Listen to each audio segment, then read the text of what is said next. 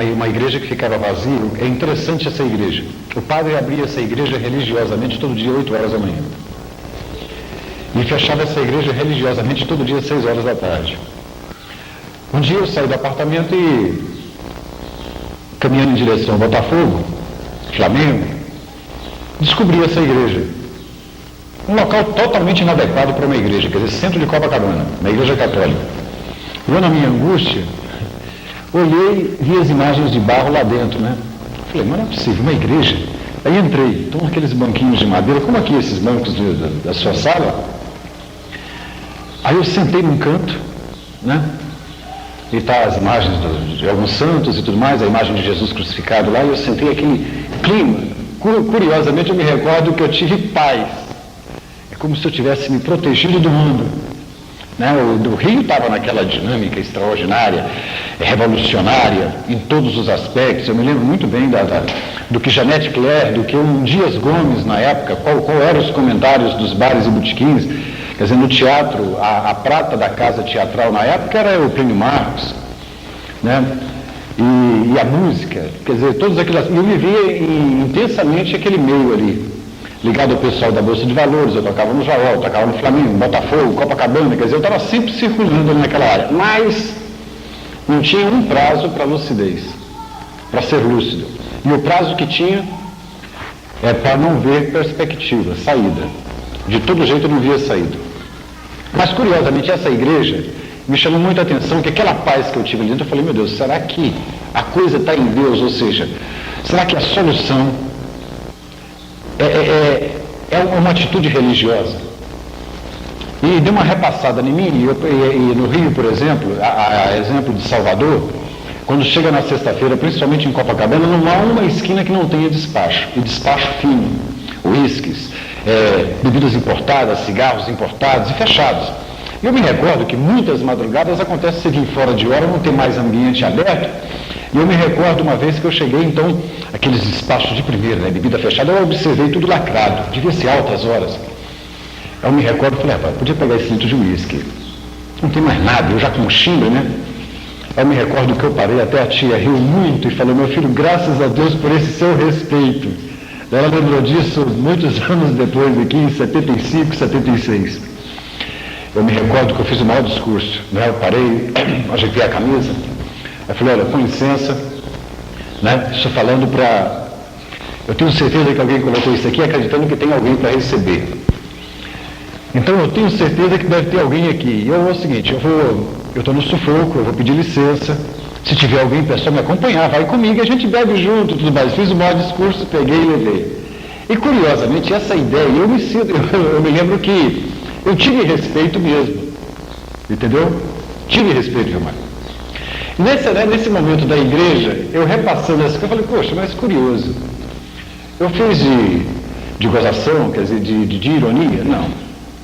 Então eu comecei a desconfiar que eu tinha uma certa crença numa coisa que não se pega, que não se apalpa, que não se vê. E o impulso Brasília. Né? Depois de muitos envolvimentos, eu acabei em Campo Limpo e, curiosamente, o preto velho que me atendeu, ele falou, meu filho, seu lugar não é aqui, continue procurando que você vai encontrar. Né? Até que eu vi uma reportagem no Cruzeiro sobre o Vale. Chamei minha velha, minha mãe, e falei, olha, esse lugar aqui parece, quem sabe? Eu quero ir lá. Falei, vamos lá. E foi muito custo, porque tudo quanto era boteco que tinha de lá, até chegar aqui eu tinha que fazer uma visita para conseguir chegar até aqui, né? E foi extraordinário, porque de todos os lugares que eu passei, houve o respeito, houve inclusive lances de intimidade extraordinários em terreiros. Eu tive terreiros de chegar, do líder do lugar me chamar e eu compor uma canção, ele contar a história, pedir uma música, eu escrever a música, escrever a harmonia, marcar um dia para todos ir lá para ouvir. Houve muito lance, pinga em cabaça com Exu, houve vários, 1000 relacionamentos. Né? Eu bati em 1000 portas, mas nada me agradou. Até é curioso, desculpa abrir um parêntese aqui, há uns 2 anos atrás, eu estou o Nestor vinha, abria, e eu ficava para ele, né? O Nestor vem, abre, normalmente vai embora. E eu ficava para ele. E para minha surpresa, deve ter 1 ano e meio, 2 anos isso. Então no radar um doutrinador vem rapidamente, mestre, estão te chamando ali. Aí eu pedi a substituição, veio já agora acho até o Veronildo me substitui no radar e eu disse. Quando eu chego, o aparelho, meu filho, eu vou dar passagem a alguém aqui que disse que aceitava passar se fosse com você. Sentei, né? E aí o incorporou o espírito e falou assim, como é que é? Mas na maior intimidade, né? Como é que é? Toda à vontade, você entendeu? Como é que é? Você não está lembrado de mim, não? E falou, desculpa, mas não tenho possibilidade de visão de você no seu plano. Aí, aquele despacho que foram fazer para você, lá e saiu narrando tudo. Eu falei, meu Deus do céu, que musical. Não disse para você que seu lugar não era lá? Que você ia encontrar, quer dizer, ele fez um maior discurso, todo orgulhoso de si mesmo, das palavras que ele me disse há tanto tempo atrás, e a convicção dele de eu ter encontrado o meu lugar. Né? Foi um dos muitos fatos assim curiosos. Mas, chegando ao vale, depois de muito quebra-cabeça, coisas que não compensa falar aqui, eu me lembro que eu fui tocado. Curiosamente, o primeiro encontro meu com a tia não foi nada favorável. Entendeu? Eu não gostei dela e ela me evitou. Você entendeu? Já teve até de um certo ponto, teve tudo para mim ir embora. Mas o ambiente ficou.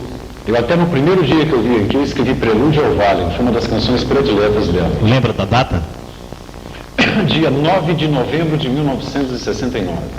Ficou marcado, inclusive, porque depois, quando eu comecei a ter acesso ao acervo dela, aí eu fui perceber a importância desse dia. Né? Foi a data do aniversário do Vale, depois o Raul foi me confidenciar que é a data de aniversário de casamento dele, foi o dia de ingresso da tia na magia, em 9 de novembro de 1959, foi o dia que ela recebeu o manhante. Ela recebeu o manhante ao entardecer, na parte da tarde, né, debaixo do piquezeiro, e quando foi à noite ela foi surpreendida no espaço, ingressando na alta magia de Jesus. É interessante. Então uma data como essa eu não poderia nunca esquecer. Né? Mas o meu primeiro contato com ela foi extraordinário. Ela me olhou assim, e eu também olhei para ela e falei assim, não gostei dessa mulher. Né? E ela, uma evitada, não sei o que estava comigo, devia ser algum espírito, qualquer coisa, e ela muito antes de olhar para mim, olhou para o espírito. Mas eu pensei que foi para mim, já não foi muito bem. Mas eu fui embora e tocado com o lugar. Eu escrevi aqui, Prelúdio ao Vale, chegando em casa, peguei no violão, elaborei a canção e a coisa sempre voltada para isso. Até uma música que depois ficou uma das prediletas dela. Mas o vício já estava muito, e eu voltei a invernar e tudo mais, né? Mas fiquei com a mente presa. Estabeleceu sintonia. Uns 15 dias depois, rastando, eu consegui vir aqui. Houve uns acontecimentos que eu não gosto de falar sobre eles. Eu não tenho sensibilidade para trazer, por exemplo, visões. Sensibilidade para ver, para ouvir, ou se sonho eu não me lembro. Então, eu tenho muitas reservas, e não só reservas, até eu fico constrangido de narrar o fato, porque foi estritamente num plano, não foi físico, mas foi tão evidente que, quando eu pulei da cama, eu ainda saí correndo atrás das pessoas que eu vi.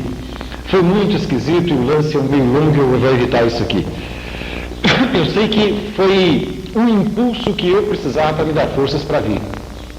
Na grande realidade, esse acontecimento, eu vi o desencarne, ou seja, eu vi até quem ia me desencarnar, eu vi até como seria. Foi um negócio muito esquisito. Eu sei que eu falei, eu vou voltar naquele lugar. Voltei e fiz o cartão. Houve também uma série de acontecimentos que vou privar aqui, porque é curioso, quem fez meu cartão foi uma pessoa que eu tinha procurado muito tempo para desencarnar lá fora. Foi uma pessoa que despertou em mim, houve um acontecimento, então todo mundo que era relacionado a mim eu tinha avisado para ele, falou, o dia que encontrar fulano me comunica que eu vou pegar ele onde ele estiver. E curiosamente foi a pessoa que preencheu meu cartão. Foi interessante porque eu estava na fila, né? Depois que passou no teste e tudo mais, e eu não vi quem estava anotando. Ela está inclusive na livraria do Guedes, ao lado logo na entrada do Vale. E vai um, vai outro, e eu perdido com minhas coisas, pensando, e o mal-estar também, o fígado, o estômago, eu estava cheio de mal-estar, ainda tremendo, duro para danar, para aguentar sem tomar uma, né? Mas fazendo das tripas o coração. Aí quando sai a pessoa da minha frente, que eu dou de cara, é com quem? Tchan, tchan, tchan, tchan, né? O cabra olhou para mim assim, né? salve Deus, né? Ele tinha consciência do fato também, né? Aí eu olhei, salve Deus.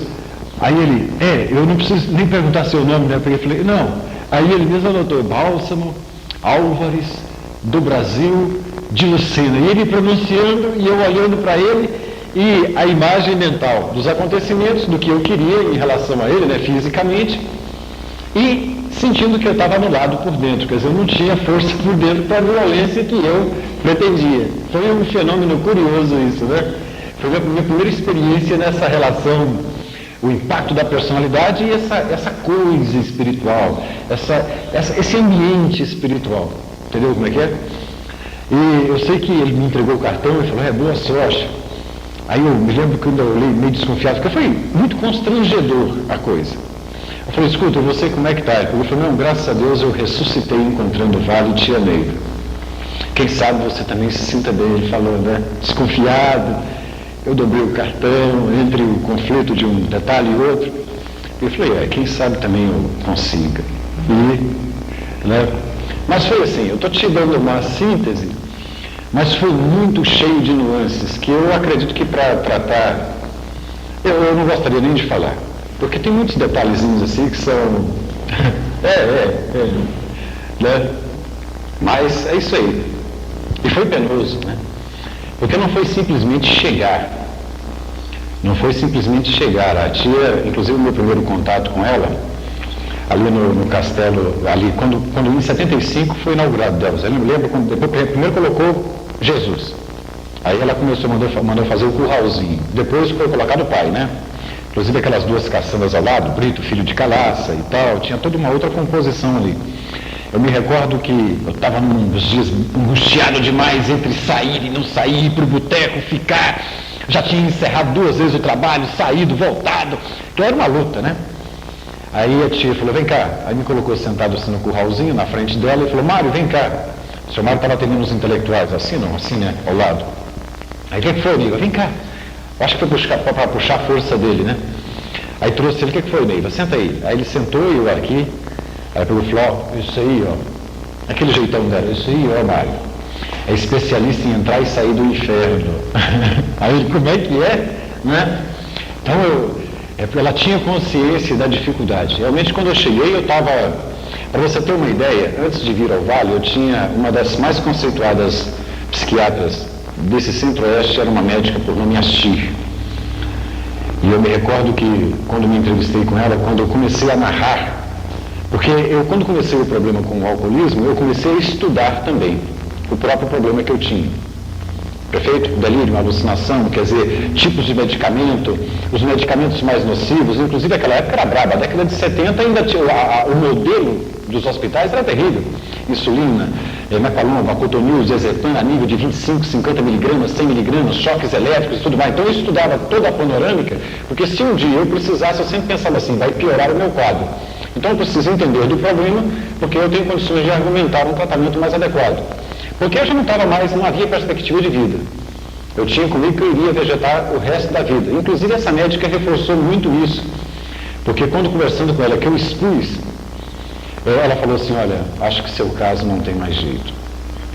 Se eu fosse você, continue, enfia a cara. Quer dizer, era um quadro desolador.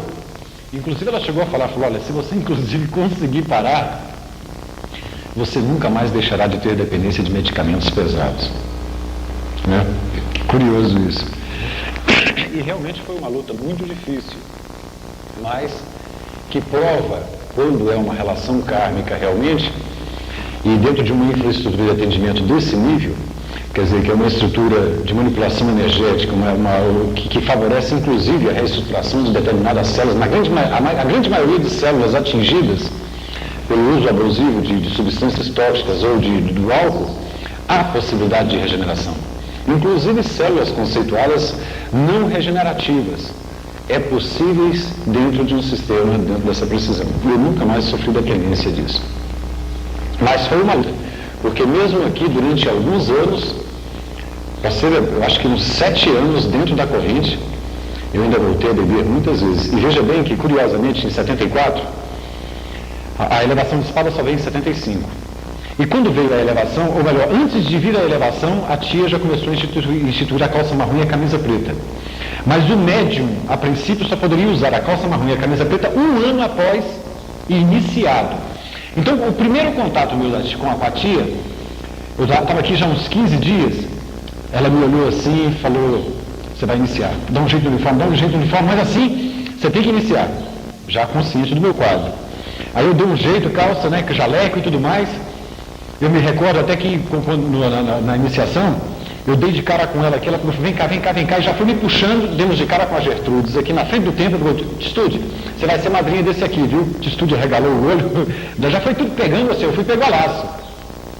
Até ela riu muito na hora da leitura do juramento, que inclusive foi eu que pintei, foi o meu primeiro trabalho material aqui. Ela mandou, eu com um chico danado com o pincel e fiz a pintura do esse juramento que está até hoje, a parada do nadador, foi eu que pintei. E em novembro de 1974, assim que eu cheguei, ela só me ocupando com o que podia. E minha primeira ocupação artística, nunca pintei na minha vida, nunca fiz nada. Foi aquele juramento lá. Você não imagina a dificuldade, porque eu tremia demais, né, o xingue ainda, para colocar o pincel e ainda fazer letra. Né?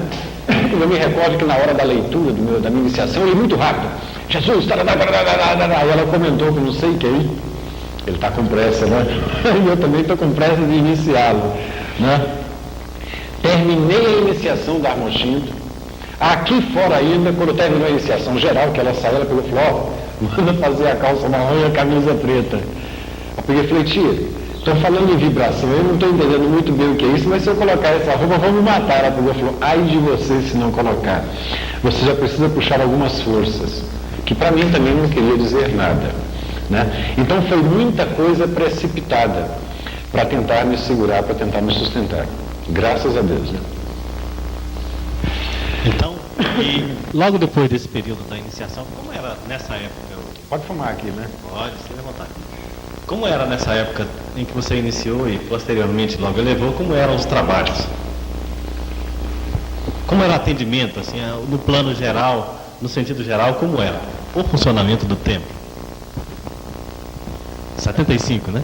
1975. Eu comecei a comandar trabalho em 1975, justamente. Meu primeiro comando foi no dia 25 de dezembro de 1975. Também seria impossível esquecer, porque é Natal, é dia do meu aniversário, e foi curioso porque houve uma série de acontecimentos. O Papai Noel oficial do Brasil, na época, foi motorista de caminhão com ela na Nova Cap. Então é extraordinário que eu estava no radar. Então a gente, eu não sei, nós éramos mais espontâneos, eu acredito que inclusive nós éramos mais médiums, eu acredito até que muito mais criativos do que no momento atual. A gente éramos mais místicos, você entendeu? Parece até que a nossa mescla naquele tempo tinha mais cheirinho, a nossa velha era mais velha, eu não sei, é curioso isso, sem saudosismo. Mas eu me recordo que quando ela foi entrando no templo, toda orgulhosa, e esse senhor, o Papai Noel oficial, quer dizer, ele conseguiu na agenda dele, aquele tempo que um carro veio trazer ele, imediatamente ele queria cumprimentar a tia Neiva, a sua colega motorista. Então foi interessante que na hora que eles foram entrando, um jaguar veio na frente, que eu não me lembro quem, falou, a tia Neiva está entrando aí com o Papai Noel oficial do Brasil, e deu uma característica geral, e foi o motorista, junto com ela e tudo mais. Quando os dois entraram, aí eu pedi o corpo mediúnico para ficar de pé, e nós começamos a cantar Noite de Paz. Aí eu me recordo que os dois desmancharam no ombro do outro, e vieram soluçando em direção ao radar, né? E eu me recordo da última expressão desse senhor, desse Papai Noel, que ele falou, senhor Neiva, meu Deus, né? Tantos anos depois, e aqui está você hoje é a tia Neiva, e eu sou o Papai Noel, né? Foi uma coisa extraordinária. Mas o que eu me recordo é que, por exemplo, eu abria na pira, montava a mesa e abria a mesa, né?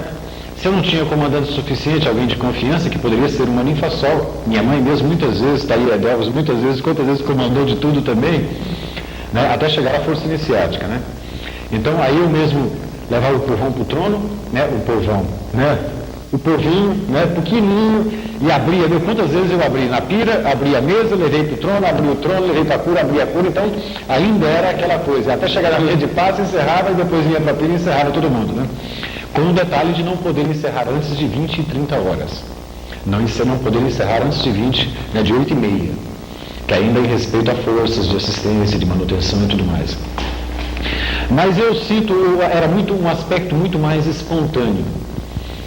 Eu me recordo, inclusive, em 85, no momento assim da tia, a tia misturado com a mulher Neiva.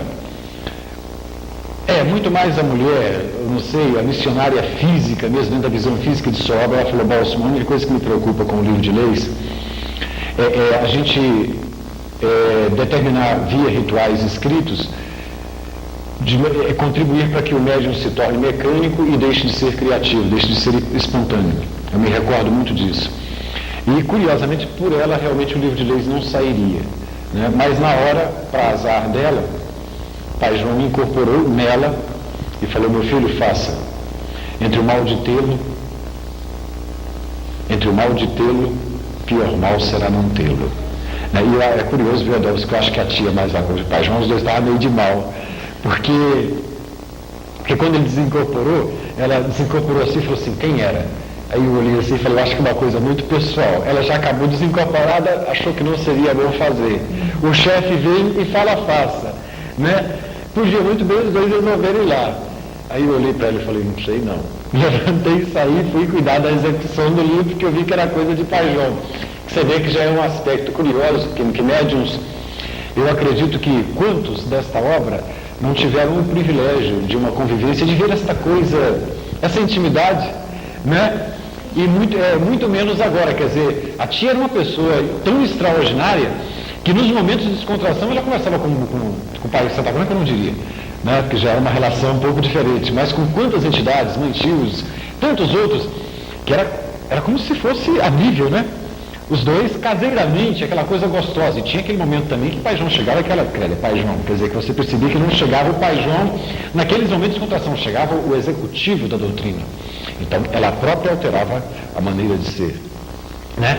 Como um pai Santa Branca, por exemplo, que ela tanto amou, que tanto ama, mas ela nunca foi capaz de chegar no pai. Ela sempre reconheceu isso, estar diante do pai e falar: pai, eu estou com um problema. Não, ela dizia que só de olhar os olhos dele, aquela beleza, aquela magnitude, aquela serenidade, ela tinha vergonha de falar em problemas.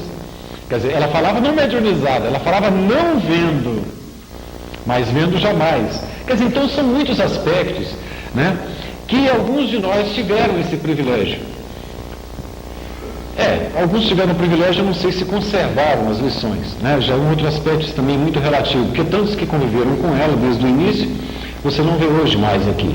E já tem tantos novos, né, Deus, com 2, 3 anos de doutrina, caminhando e fazendo bonito. Isso também é muito relativo a essa coisa de tempo. Mas vai lá, você que é o diretor. Em 75 para 76 foi o começo da preparação para a Estrela Candente. E parece que existe uma história, não sei se nesse período do início da formação do ritual da estrela. Foi meu segundo trabalho de pintor. A estrela foi meu segundo trabalho de pintor ao lado do Valdeci. Um tal de Valdeci, era um pintor, ele chegou a iniciar Cabelo de Fogo. Não, terceiro, porque aqueles raios do pai lá, atrás do pai, eu me lembro quando a tia falou: Valdeci, dá para pintar? Eu falei: tia, eu não estou entendendo. Eu falei: não, meu filho, é só aqueles riscos inca, aquele jeitão da tia brejeiro. Eu falei: é fácil, cabra, né? Aí, então você me ajuda? Me ajuda. Então foi meu segundo trabalho de pintor. Foi aqueles... A estrela foi o terceiro. Porque a primeira pintura da estrela, na realidade, era só a cruz no centro, né?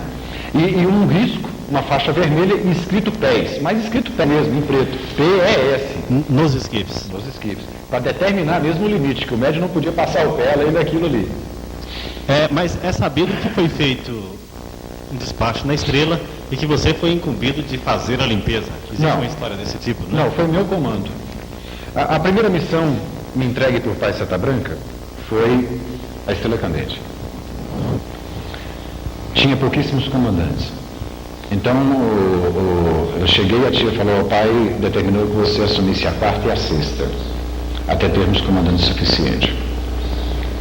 Então, toda quarta e sexta-feira, no ano de 76, durante uns 9, 10 meses, se foi mais, foi pouco, foi comigo, né? Então, essa estrela, inclusive, ela é inesquecível por 2 aspectos, 3 aspectos. Primeiro, foi a maneira como eu acordei no dia. Era umas 8 horas da manhã, eu acordei transtornado. Eu já botei a calça marrom, a camisa preta com as moças, e desci igual uma vaca velha para cá, Quando eu cheguei na casa grande, uma das meninas já foi chegando, me vendo e falou: tia, disse quando você aparecesse por aqui era para subir lá para a estrela. E isso era cedo, não era nem 8h30 da manhã. Aí eu rapei o pé para a estrela e o coração, eu sei, estava naquele estado, né? Quando eu cheguei na estrela, estava ela no centro da estrela, né? Onde tem a elipse, tem aquela estrutura de concreto que fica entre o lago, ela estava lá dentro, naquela parte, e de longe eu vi, então, tesouras, bonecas cortadas, e mais uma série de adereços, né, desse tipo. Aí eu fui me aproximando, ela me olhou, viu que era eu falei: meu filho, graças a Deus, vem cá. Eu cheguei perto dela, passando tem aqueles blocos dentro da água assim, que ficavam bem mais evidentes na época aquilo ali, nem sei, eu acho que é mais água, né, então cobriu, né. Ela falou: meu filho, o que quiseram fazer com a gente aqui? Aí eu falei: bom, e agora? Aí ela olhou e falou: o Tião está dizendo aqui para você não deixar seus mestres, eu estava no comando, você não deixa seus mestres ir no sal nem no perfume, meu filho. Eles colocavam veneno também, era para matar a gente. Então, não é só, o veneno eu já pedi às minhas meninas, as moças já limparam, mas é porque Tião disse que precisa desimpregnar também, a impregnação ficou muito forte, né? E você tem muita sintonia hoje. Eu falei: tudo bem. Aí, eu peguei e falei: essa coiseira aqui? Ela pegou e falou: não, faz primeiro a estrela, depois a gente limpa isso aqui. Nada de sal e perfume. Eu sei que já fiquei em guarda, em honra e guarda. Desde aquele momento eu já percebi que já levantei de honra e guarda, né?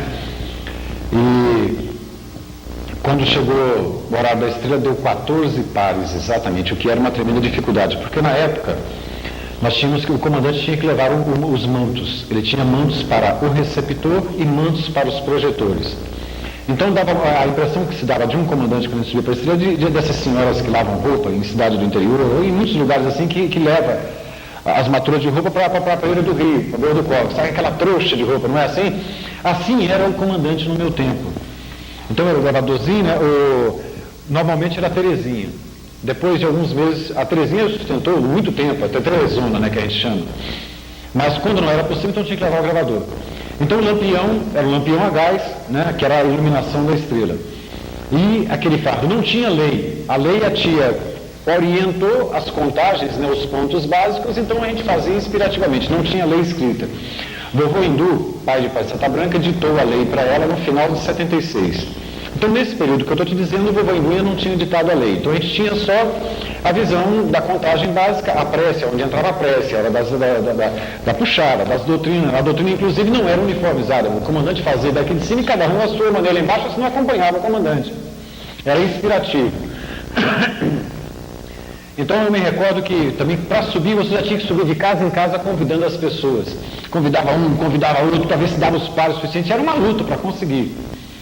E curiosamente, nesse dia, os 14 pares vieram fluindo, vieram fáceis. Entendeu? Então eu acabei de colocar os mantos lá embaixo, projetor, receptor, aí vinha o vento, tirava, você tinha que botar pedra em cima para ficar. Era um rolo danado. Fizemos as 3 estrelas, com os 14 pares. Tudo numa muita sintonia, todo mundo parece que, mesmo sem consciência real do fato espiritual, do fato etérico, mas um instinto, né, mediúnico, e todo mundo ali, né? Quando nós entramos no templo, com a escalada, a tia estava no radar nos esperando. Quando nós entramos, eu me lembro que tinha mais uns 20, 30 médiuns dentro do templo, entre médiuns com uniforme, médiuns sem uniforme, os médiuns do retiro devia ter uns 20 ou 30 médiuns. E nossos 14 pares.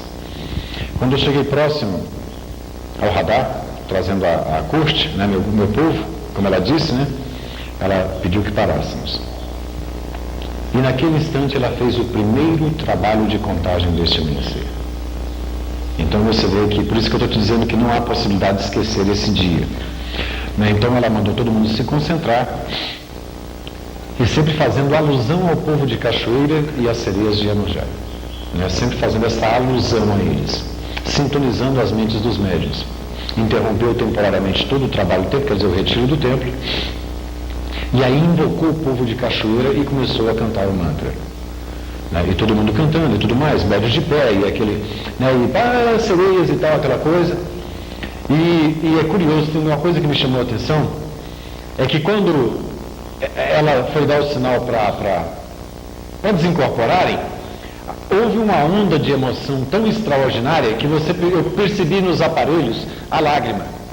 Houve uma emoção e ela a Thaís 108, a Naja, que nunca deixou o sentimento sobrepor-se à razão, nesses instantes de precisão, quase se perde. Tal a força da emoção do momento, que ela, graças a Deus, agradeceu e daqui a um pouco começou entre soluços e a lágrima também, e a coisa tomou conta de todo mundo, ninguém soube explicar, e ela fez das tripas o coração, eu podia perceber, e ela, salve Deus, deu voz de comando, aí desincorporou todo mundo, e ela, graças a Deus, né, impondo, né, e salve Deus, vamos todos em conjunto, em uma só voz, emitir o mantra, como é que é? Não era o mantra do jaguar, a prece de Simiromba, né?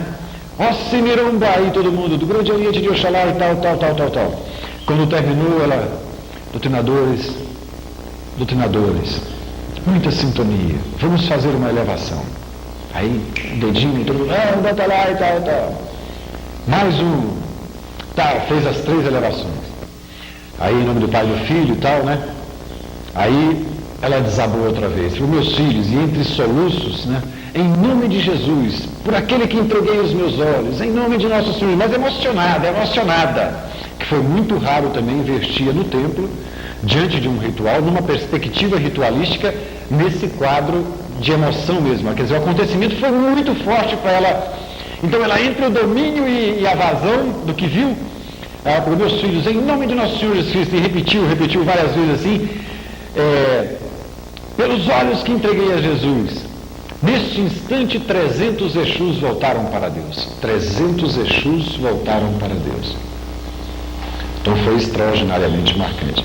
Curiosamente, porque quando começou as aulas de Centúria em 1976, que o Nestor recebeu a determinação de Pajão para começar a Centúria, então de vez em quando ele ia lá dar uma cancha, ela dava uma aula, dava 2, não dava, mas o Nestor ia buscá-la, e vinha seu Mário, vinha ela. Então, numa das aulas dos primeiros cursos, se não me engano, o primeiro e segundo curso de Centúria, ela voltou a abordar esse assunto. Ela falou, meus filhos, 300 Exus voltaram para Deus. Nós só não conseguimos pegar o líder dos 300, porque o líder muito esperto, ele muito intuitivo, ele viu o trabalho e falou, isso aqui, ele jogou o povo, mas não foi. Então aquele que encomendou o trabalho para destruir o vale de Tia Neiva, aí ela contou o caso dele, falou, olha, então essa pessoa que encomendou o trabalho viveu momentos muito difíceis, porque o Exu, quando perdeu a sua legião, foi em cima dele para cobrar, né? Então quando ele se viu arrochado e não tendo como pagar, ele só teve uma saída, foi vir para o Vale do Amanhecer, né? E ele agora está aqui, graças a Deus, é o mestre Jaguar, e foi a única maneira que ele encontrou de se salvar, de se libertar. E é curioso, até na época que houve uma piada, porque teve um Jaguar que falou, conta, quem é, né? Quem é? E ela, de jeito nenhum, vocês vão derreter ele na vibração. Então, ela nunca falou quem é. Então, na verdade, com esse acontecimento, estabelece uma relação de que o pacto que ela havia feito antes dos submundos foi quebrado. Não, porque você observa que tem um que não se submeteu ao pacto, ele não aceitou o pacto, né? Somente 6 dos grandes 7 é que aceitaram o pacto. Da onde se deduz que esse ele é o que teria sido o causador do trabalho. Ele sempre trouxe, e está sempre trazendo. E tudo indica que nós temos que estar sempre em guarda, porque sempre vai estar por aí, né? Bálsamo, com a vida da Centúria, já começou a formação do mestrado, a formação do povo, do continente? A Centúria foi a base, né? A estrutura, a cultura básica, porque até o início da Centúria a gente fazia as coisas sem saber por quê. E ela dizia, mesmo quando ela fazia reuniões, inclusive antes da Centúria ela fazia, lembra delas, às sextas-feiras, fazia as reuniões na sexta-feira. Eu me recordo que eu era recepcionista nesse tempo, então era uma luta danada, porque os bancos eram tudo de madeira e ficava de frente para os tronos, para a pilha e tudo mais. Aí eu chegava cedo para colocar, no sábado, para colocar os bancos tudo de volta, foi para o lado, porque para a aula dela tinha que voltar os bancos tudo de frente para o radar, para onde ela dava a aula. E depois tinha que voltar, porque na época quem era recepcionista era eu, Valdemar, aquele morenão que era para ser o primeiro recepcionista, Ivan Newton, lembra dele? Que o Nilson se afastou, né? E é claro, aí tinha a casta, né, daqueles servidores, né, que era o misto de tudo, Maé de Elvis desde aquele tempo, o Alencar, o secretário da Clarividente, Neto, Mariana, a primeira ninfa Sol, né? No futuro veio a ser a primeira Sol, da Mochinto Sol, mas eu era o único recepcionista que cuidava dessa área aí. E quando é que começou a delinear essa ideia do Trino Jaruan e a sua linha de trabalho?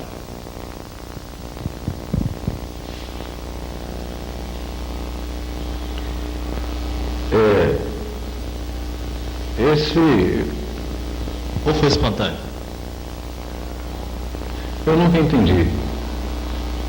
Para ser honesto, eu nunca entendi. Na grande realidade, já que você está registrando, não sei qual é o propósito disso. Posteridade.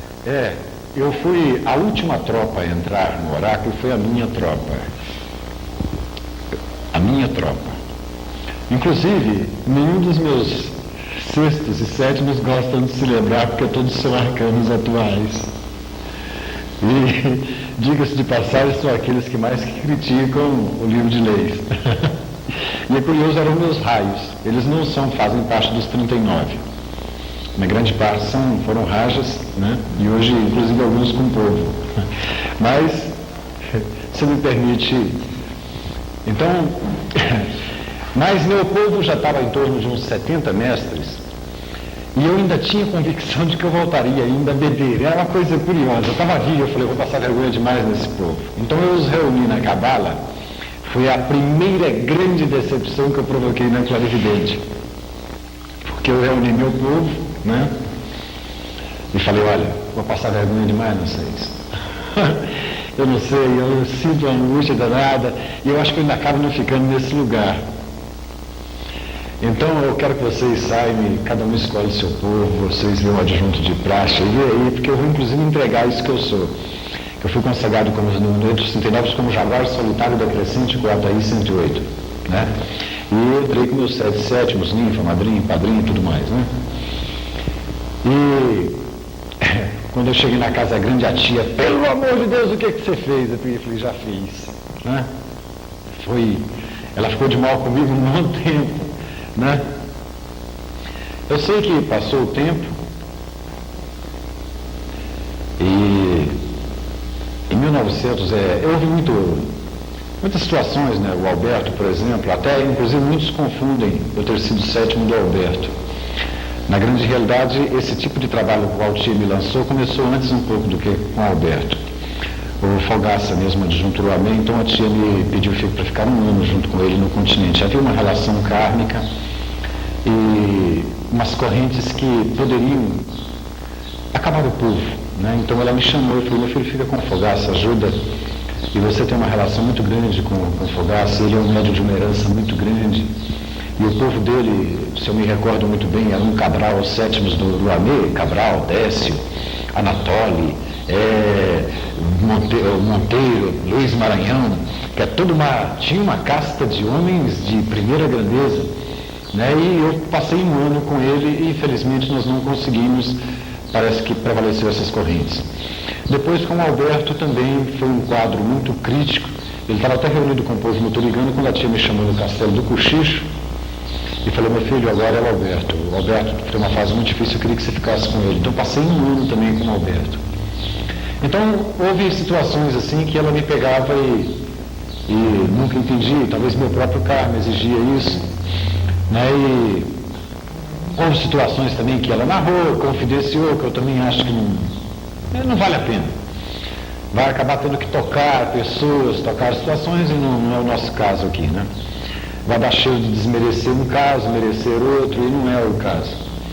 Eu sempre me vejo como o maior necessitado nessas jogadas dela pelo meu próprio karma, pela minha necessidade de ressarcimento da minha dívida, minhas parcelas. Mas nós estávamos numa reunião de arcanos na casa do Albuquerque, quando o Pai Santa Branca incorporou nela E falou, era uma quinta-feira, dia de centúria, e o pai João falou, o pai Santa Branca falou, naquele espanhol castelhano dele, né? Falou, meu filho, vá e dê a centúria. Nestor, fique, preciso de tu aqui. Aquele choque, o Nestor olhou para mim, né, e eu também, aí ficamos todo mundo paralisados, né? Aí o pai Santa Branca falou, vá, novamente para mim, vá, né? E realmente eu fiquei sem ambiente também, né? Eu falei, Nestor,